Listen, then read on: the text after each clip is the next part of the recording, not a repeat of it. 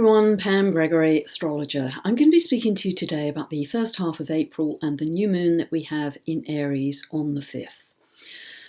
But just before I get to this, really, just to say that overall, April is a very intense month, and it's going to give us a very good idea of what's happening in early 2020. In fact, if you like, the whole of 2019 is a preparation for early 2020 when we have that big conjunction between Saturn and Pluto at 22 of Capricorn, and that hasn't happened for the last 502 years, so it's a big deal.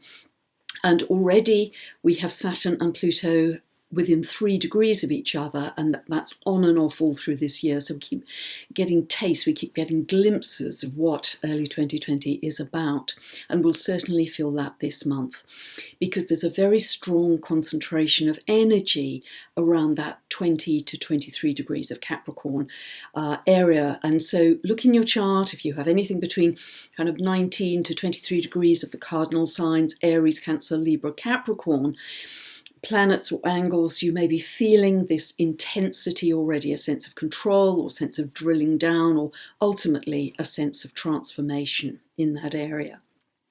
People born in 1993 might be feeling this strongly because they have their natal Uranus and Neptune in this area around 20 degrees of Capricorn.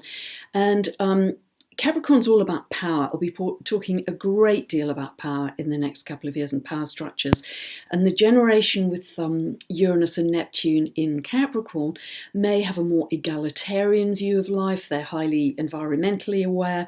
And so it'll be very interesting to see how they are responding to the current power structures across many countries as we go through the next couple of years.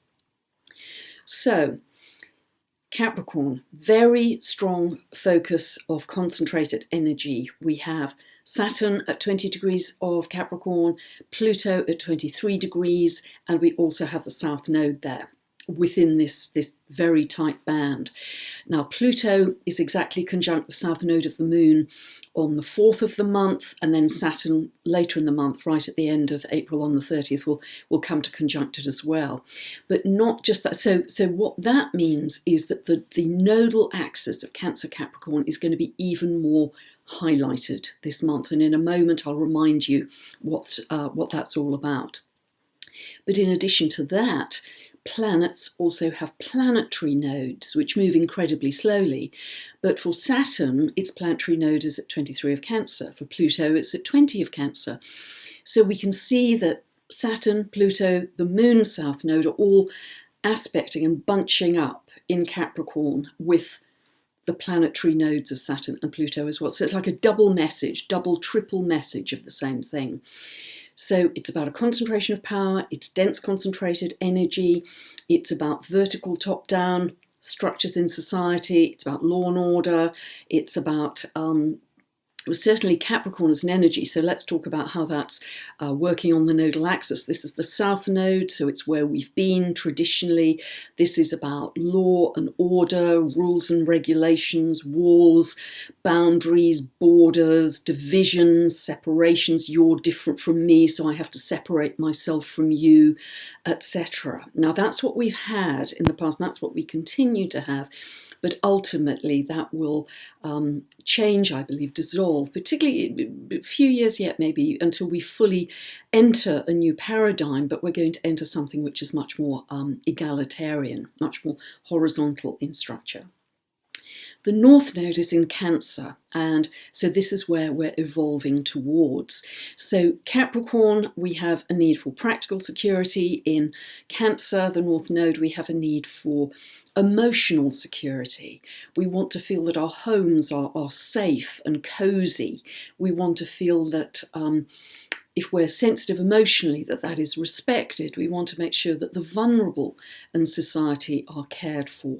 So homes, safety, that feeling of I'm looked after in this society, that's where we're evolving to. And you may ask yourself the question, is that happening for people?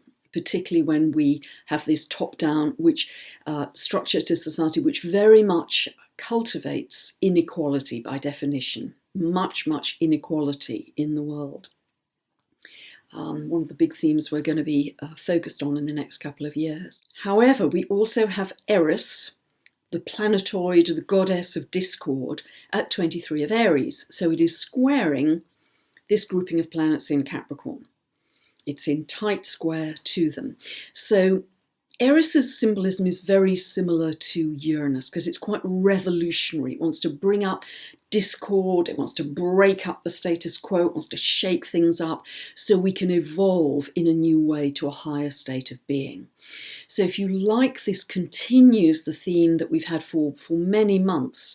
When Uranus was in tight square to the nodal axis, it's slightly moving away now, of revolutionary energy coming up from the people, coming up from the streets, but being repressed by top-down authority. This is what this square is about. Because in Aries, it's the demand for freedom and for respect for the individual.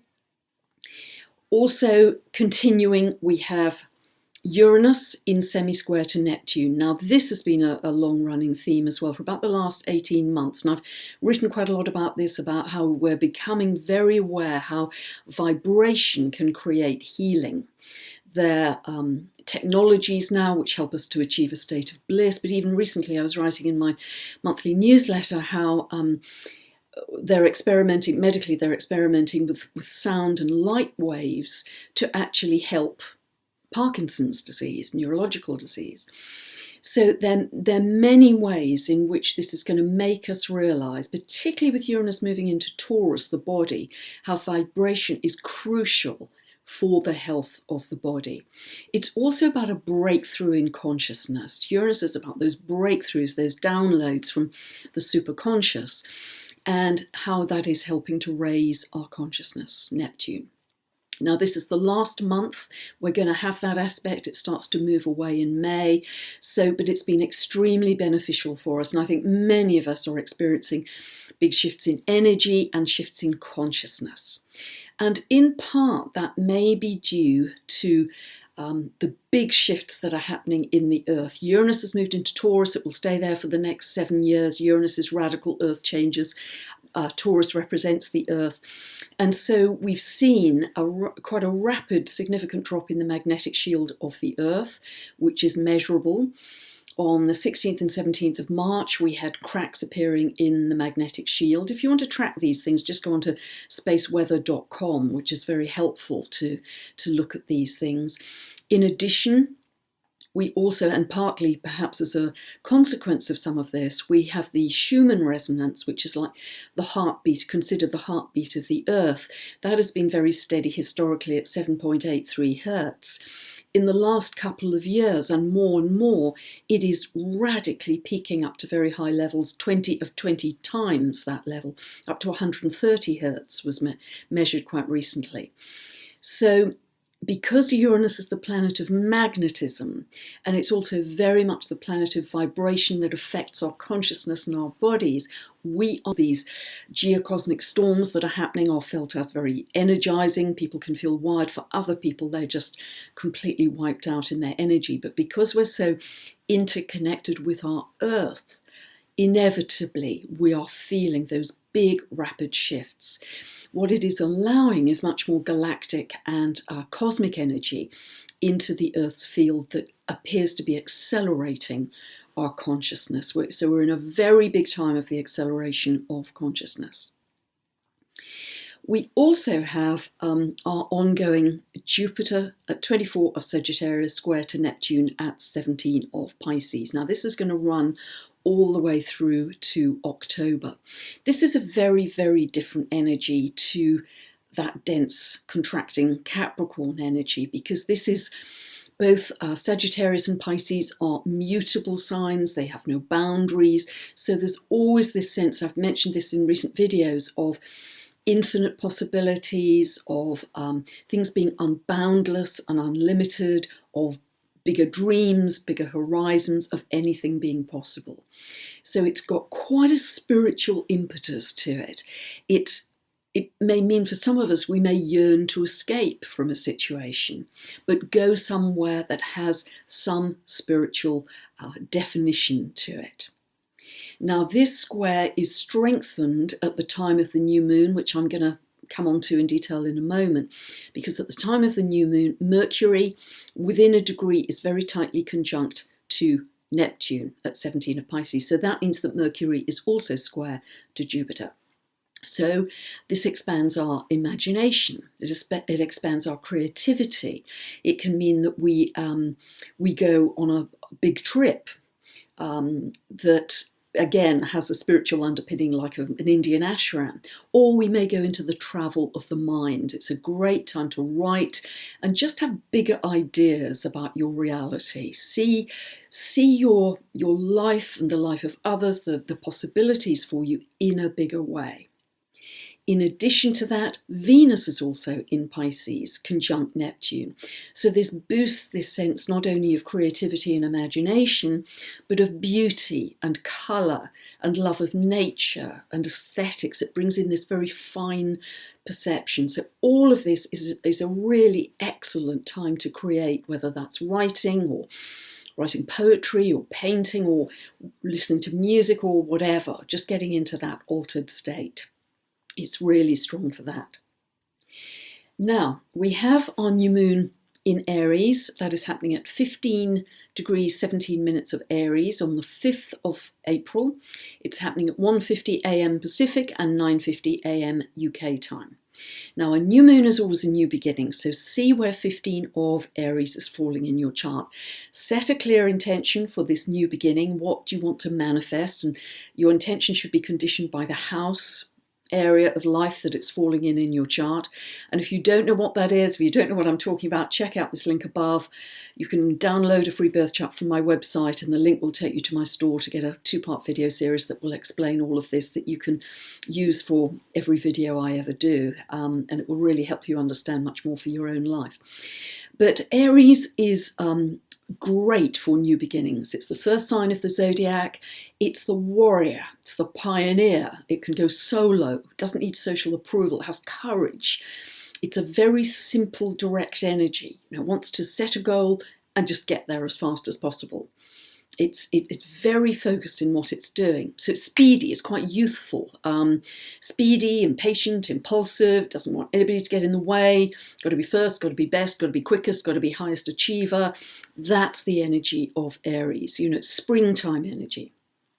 However, it is being squared by Saturn from Capricorn at 20 of Capricorn. So Capricorn is almost the antithesis of this Aries energy, because it wants to slow things down, wants to take things with patience, do things thoroughly, with consideration. There's no rush. Better that they're done in depth. So this can be very frustrating for Aries energy because you just want to get on with something. So these blocks can be sometimes rules and regulations, Saturn, law and order, not allowed to do that. Could be paperwork, bureaucracy getting in your way. You have to fill in all these forms before you can achieve that thing. But when we have a square, we can either live it out in terms of a battle, that we are striving to get ahead and things are blocking us, or we can integrate the two principles. So we do move ahead with our project, but we do it more slowly, more thoroughly, more in depth, and actually we integrate the two principles and we end up with a better result at the end, a better product, a better project, whatever you're working on. So it's very helpful actually in that way. But more widely, the Sun and Moon are also squaring the South Node and Pluto. So we're back to this whole issue of power. And it's very interesting that Pluto is exactly conjunct the South Node the day before this new moon. So power issues may come up quite strongly at this new moon. Very helpfully, there's also a T-square involved in this because Pallas Athena, a wonderful asteroid, is at 21 of Libra, forming a T-square, opposing the Sun and Moon and squaring that grouping of planets in Capricorn. Now, I've talked about Pallas Athena before. She is a warrior. She is a goddess, but she's the most masculine goddess, if you like. But before she goes to war, she will always use reason and balance and truth. She's considered to be the goddess of wisdom, the goddess of strategy. She's very good at maneuvering situations, and she always sees the bigger picture. She can see things from a kind of bird's eye point of view and see patterns in what's happening. So this can be very helpful to resolve any deadlock in a situation, because things are likely to kind of come to a head in April in many situations because of the very strong cardinality we have at this time. So it could be within yourself, you suddenly see a different point of view that you can use to reason through with the other party in some way, or it's somebody else in life or in a public situation that can bring reason and balance, Libra, into the situation and help break the deadlock. So that is very, very positive and helpful. Other things of note in this first half, we have Mars in Gemini all the way through the month. This will energize our thinking.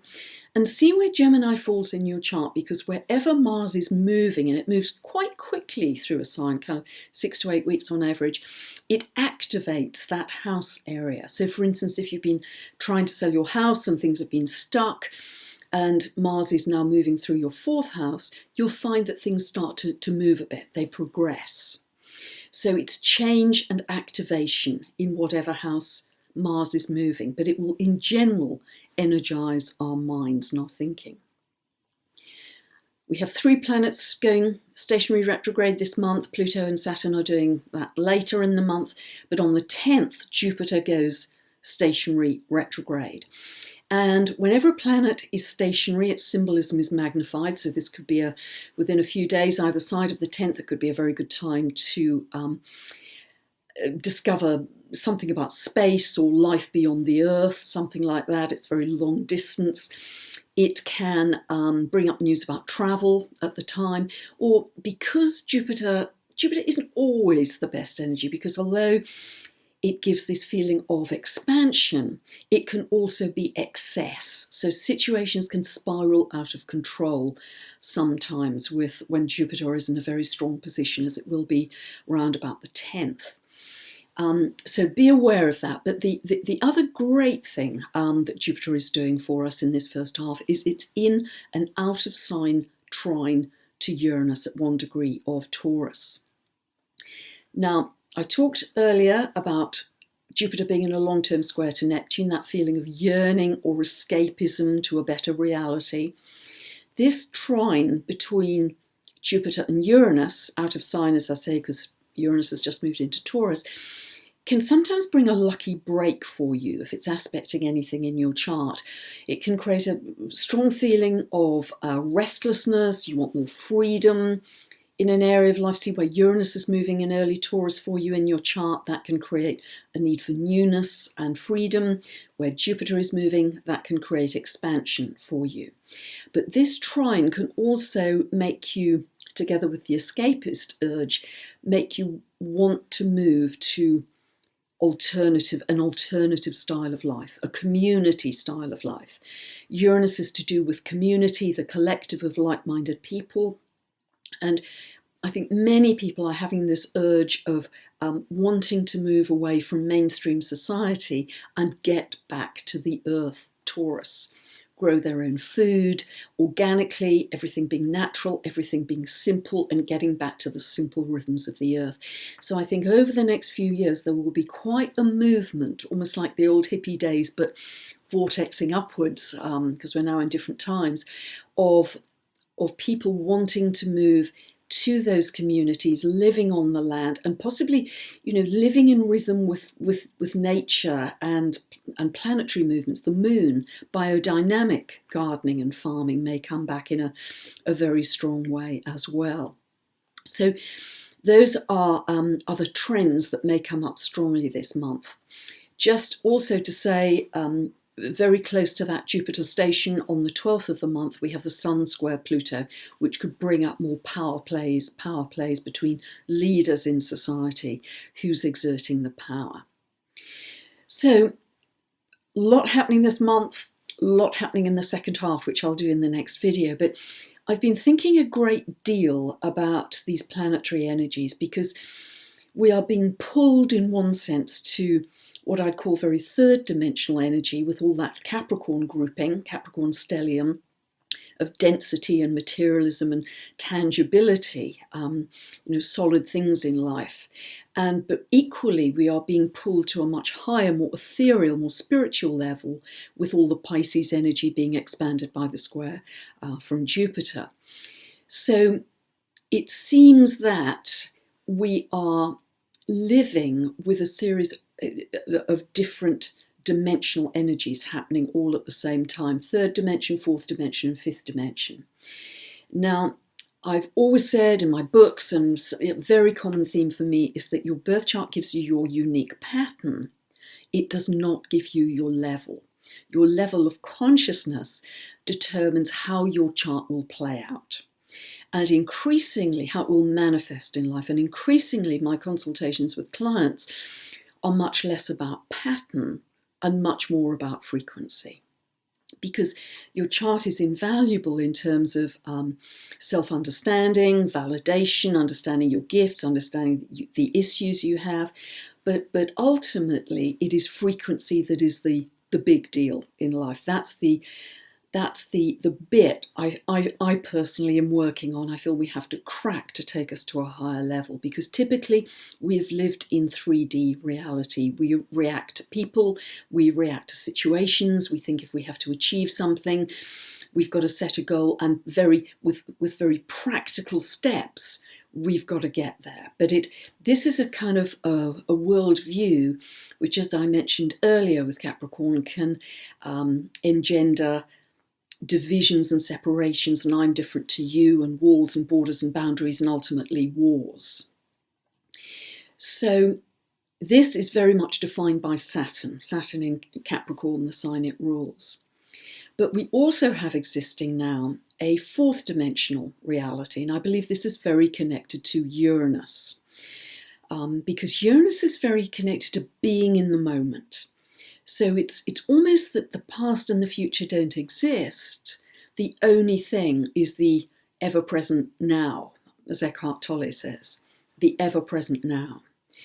So it's about living in the moment, but it's very much about understanding that vibration is the crucial element in how we create our reality. It is our set point of vibration. Are we living in anger and hate and despair, or are we living in joy and love? Where are we on that frequency scale? And because everything from the Uranian point of view is about vibration, this 4D reality can create slippage for us between parallel realities. And I'm sure you've all experienced this, where you've lost your car keys, you look 20 times for your car keys on the worktop, the 21st time you look, there are the car keys right there in the middle of the worktop where they weren't there the other 20 times. So these are tiny indications of slippage between parallel realities, but it gives us an indication that these discontinuities suggest that all is not as simple and straightforward as we thought about the way reality operates.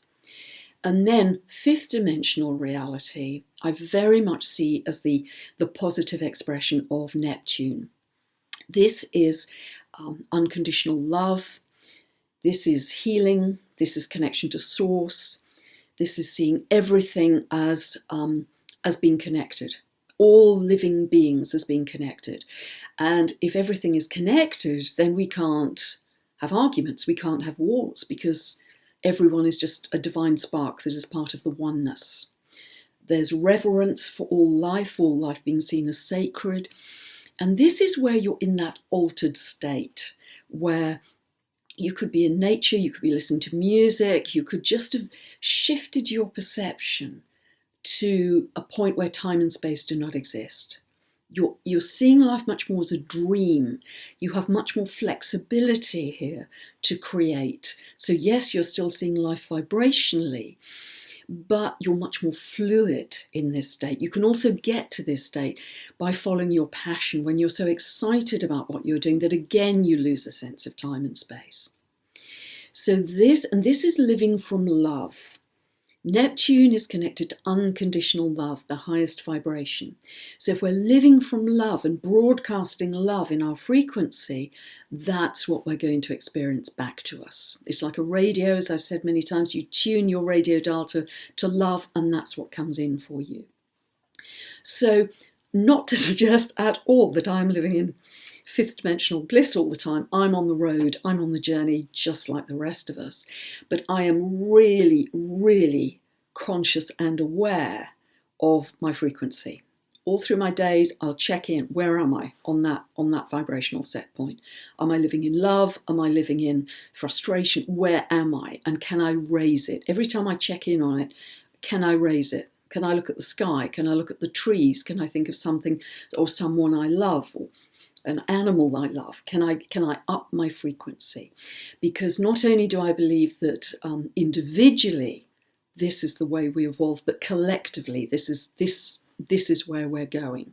But we have to be very conscious about it. I also believe that, if you look at people who meditate a lot, their radiance is palpable. I can actually see their auras very clearly because they have a brilliantly bright aura around them. It's palpable. So when you're meditating, can you imagine, Neptune is about bringing more light into the body. Can we imagine sparkly white diamond light coming through our crown chakra? Can we raise the light quotient of our body? And so in all these ways, and by the way, I also feel that strengthening our aura in this way with light can be one of the antidotes if you're sensitive to man-made technology. It's something I'm working on really hard because I'm very sensitive to that.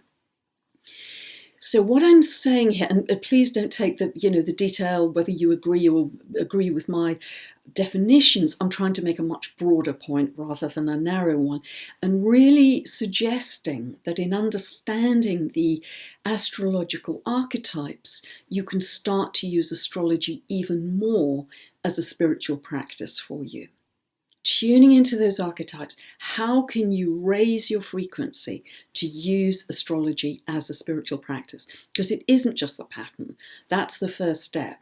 It's our level that I believe is crucial to having a happy life, a fulfilled life, but also in really evolving very rapidly to be the best we can be. And astrology is just a great asset in all of that. So, a lot happening here. I hope you have a wonderful new moon in Aries on the 5th. If you would like more information about the monthly newsletter, books, tutorial videos, etc., just check out my website, pamgregory.com. And thanks so much for listening. Bye for now.